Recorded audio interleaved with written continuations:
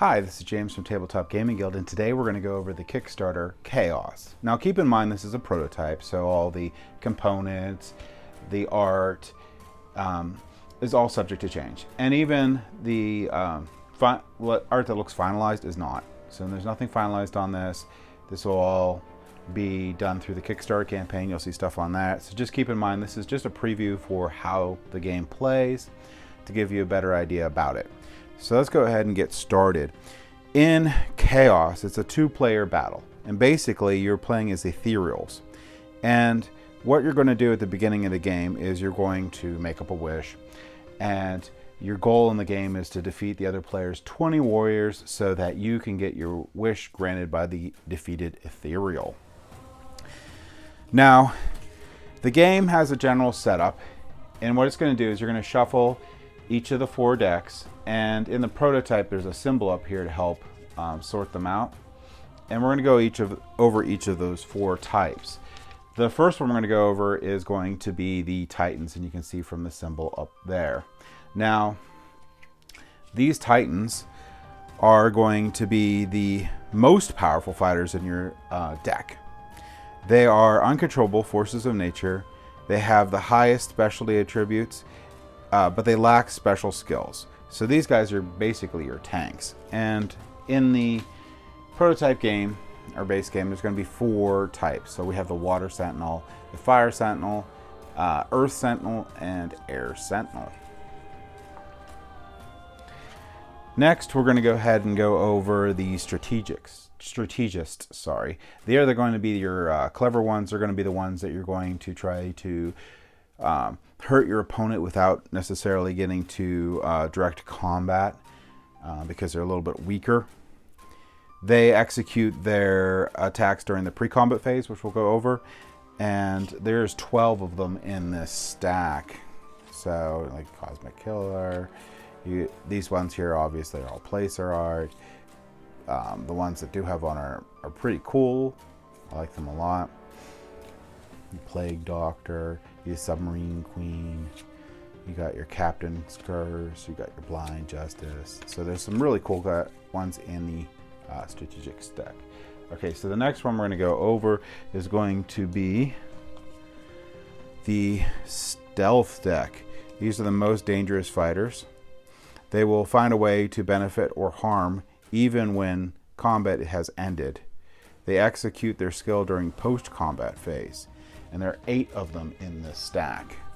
So you have your White King, you have your Unfair Purple, you have your Immortal Ash, you have your Moonlight Gills, you have your Eternal Bloody, you have your Chaos Shield, and you have your Phoenix.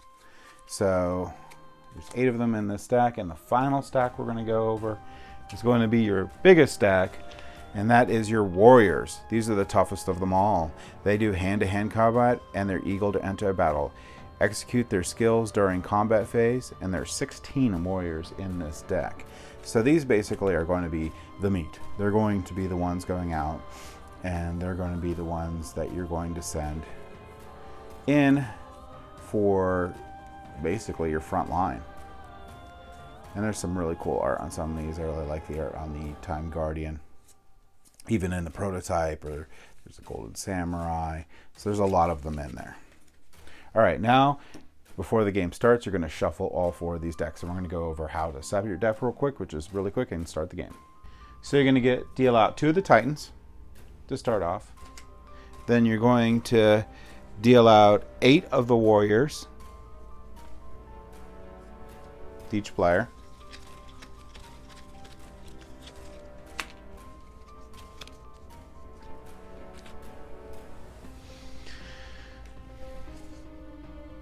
Then you're going to deal out 4 of the Stealth.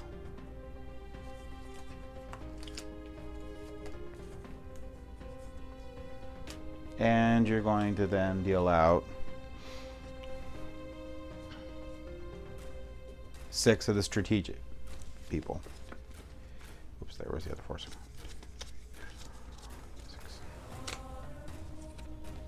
I'll put one over here.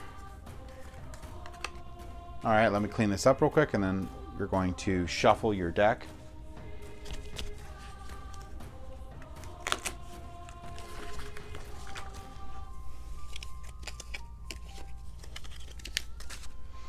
and you're going to draw 3 cards.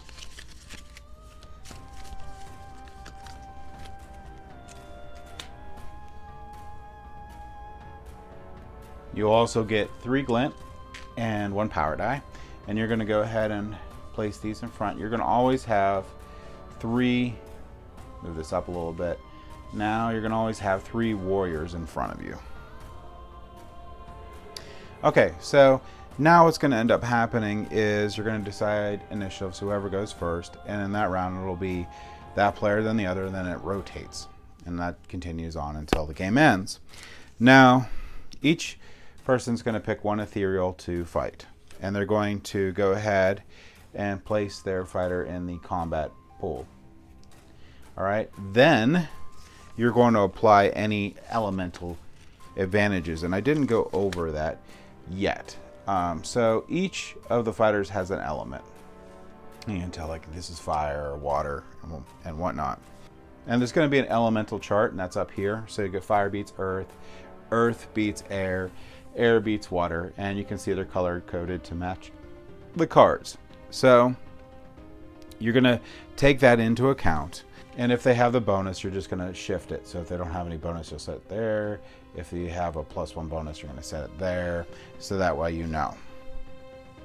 So also it's a good time to point out that each of the warriors have specialty abilities, and let's go ahead and pick a cool looking one to look at. And the specialty abilities on it are going to be shown by these little symbols up on the top. So you have strength, agility, then you have precision, then you have that is precision. This is agility. This one up here is going to be your resistance, and the bottom one's vitality. And each of them are going to have them, and they have different stats on each. So the strength of this one is 3. So you'll pay attention to that for the battle that's going to come up here. I'll randomly place one up for the opponent. And the opponent would have picked from one of their 3 to put up, but we're just going to do that just to show how to play. All right, so before combat begins, there's a thing you can do. You can sacrifice for power.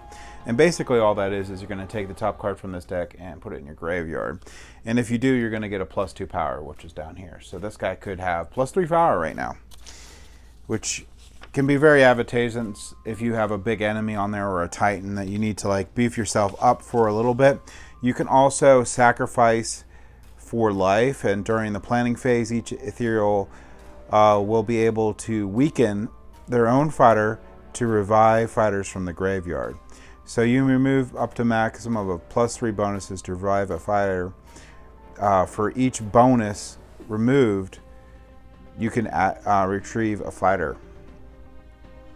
So I could take back my +1 and put them back there, and I would still have my +2. So I'll just go back in. All right, the next thing you can do is sacrifice for energy. During your planning phase, each ethereal sacrifices fighters in order to gain glint points back. So the glint points are going to be these guys right in here. And I'll tell you what they do in a second. You can destroy up to 2 fighters to restore exhausted glint points. You can erase a rival's skill, and that gets into these glint points and what some of the stuff they can do. So I can use a glint point to erase my rival's skill. Now, when you actually place these fighters out, you're supposed to read off their skill ability so everyone knows. This one reduces rival odd power value to 1.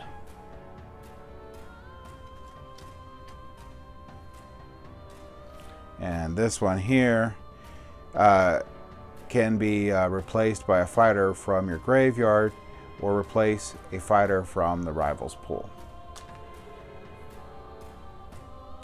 So you're supposed to read those off, and the abilities you can use glint to suppress that ability so you don't have to deal with it. So that's what these guys are going to be for.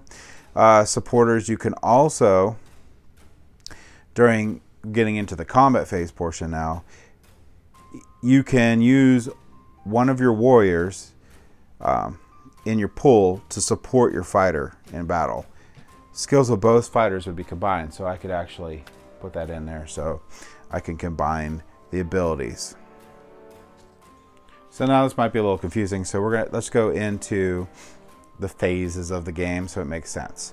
So like I said, you can sacrifice for power, you can sacrifice for life, you can sacrifice for energy. You can sacrifice 2 warriors to gain 1 glint to restore your glint pool. So those are the things you can do before you get going.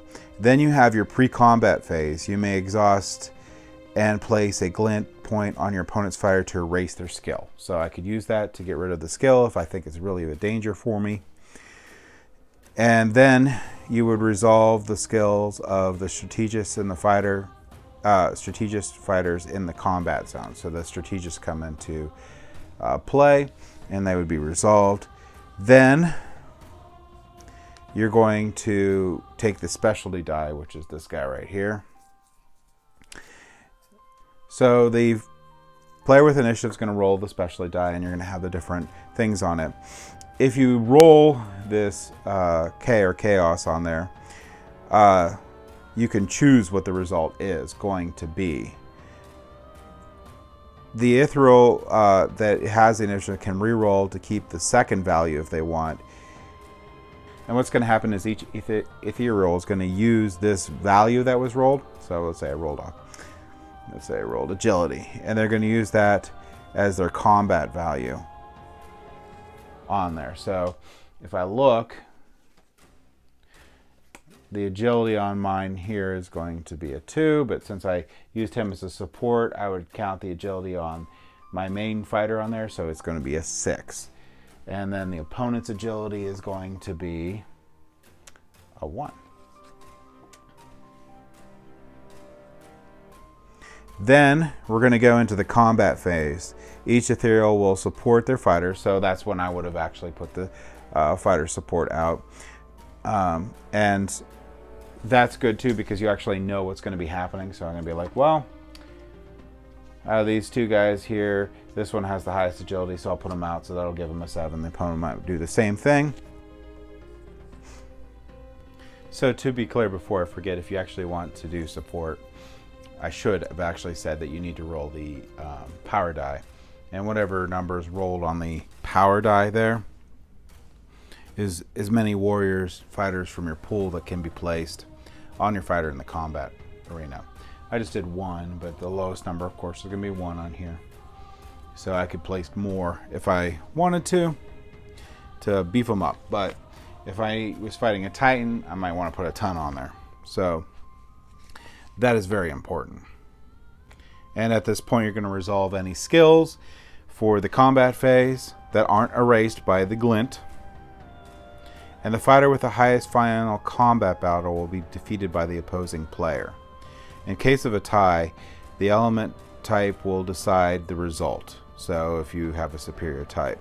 In case of a second time, repeat the pre-combat phase until you have a winner. Then you're going to go into the post-combat phase, and that's where your stealth fighters shine, because unless their powers are erased by the glint, the defeated fighter is still faced up in the graveyard, but their abilities still fire off. So then we get into the final phase. So in the final phase, the ethereal who has lost their fighter in battle can destroy their entire pool, hand, which is down here, in order to destroy their opponent's fighter, pride. So you can destroy their opponent's fighter that way. And like I said, in the game, you always have 3 fighters. So you'd have to destroy all 3 fighters in order to destroy the opponent's fighter if you lost and you really wanted to. And after doing that, you go straight to the planning phase again. The winner from the previous fight, if not destroyed, remains in the battle area. The applied bonuses are removed, so you would just simply place them back over top of those bonuses.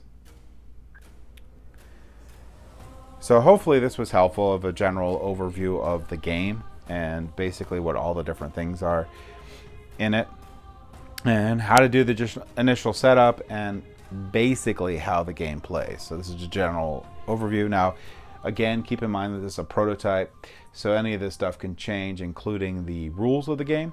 There is also a neat expansion that comes with the game that adds more depth into the combat portion, but I would recommend that you at least play a couple games with the base game so you get the hang of how it's played, and you get a good strategy going, so that when you add in the expansion, it adds more depth to the game and makes it fun.